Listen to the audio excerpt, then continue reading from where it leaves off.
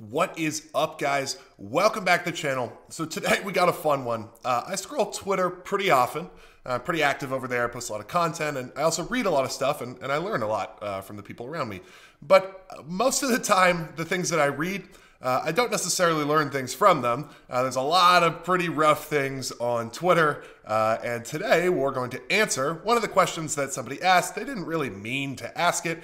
They were sort of just making fun of it, but it's phrased as a question, so sure, man, I can answer that question. So let's go ahead and dive into it. Let me go ahead and read this just two-tweet sequence here that I pulled from a much longer thread.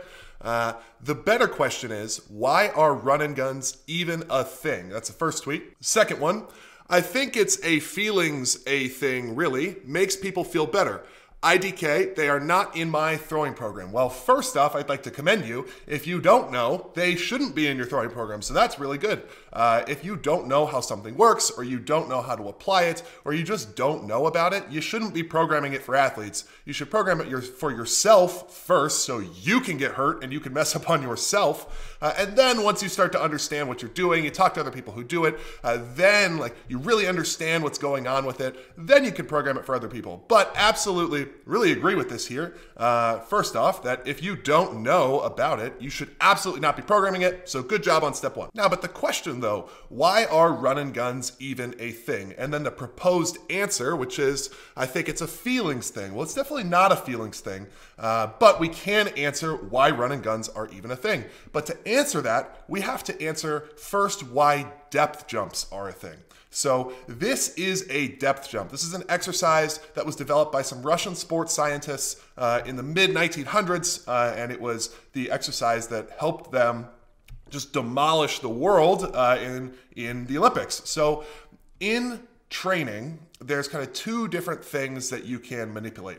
Well, there's a bunch of things you can manipulate, so don't take it that way, but there are different things that you can manipulate. One being in the weight room, you can add more weight. Right? We've all seen that. If you want to get a stronger back squat, you want to produce more force, then you just add more weight to the back squat.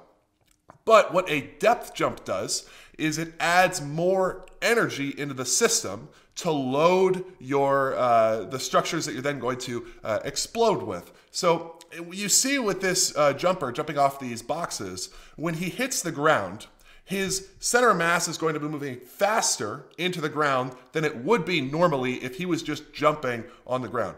And that's a form of overload. So you're going to load the legs and the structures that end up jumping faster and more forcefully and it's by a mechanism of instead of adding more weight, you're adding more speed. And it's just a different way to get a different adaptation. And there's a bunch of research on depth jumps that show that they're actually really good for improving vertical jumps. So you're obviously not adding, now you can add more weight onto these, but the weight isn't really how this is working. It's just more speed into the impact of the movement, which then loads the structures that actually perform the concentric part of the movement more, which then trains them as a really strong training stimulus, and it trains them to get more out of the concentric of the movement. So understanding that, this is exactly how pull downs work. So in a pull down, you've got all this extra momentum that you have gathered in your run up, and you send all that up the chain through the impulse from the block. So a pull down is really a super specific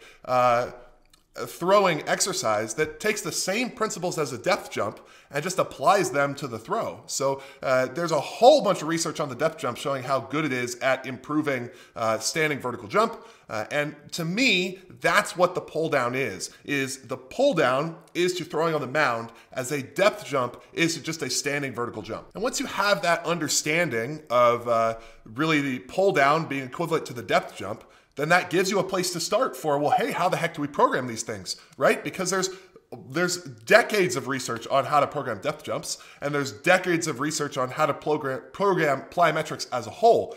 So that's really, when you take that perspective of that's what throwing is and that's what a pull down is, it really makes it's super clear as to how you should actually program these things. So to answer the initial question, why are run and guns even a thing? They're a thing because they are a absolutely fantastic exercise for improving someone's throwing velocity. So essentially how that works is you're sending more energy in through the system to load the structures that perform the concentric action of the throw better.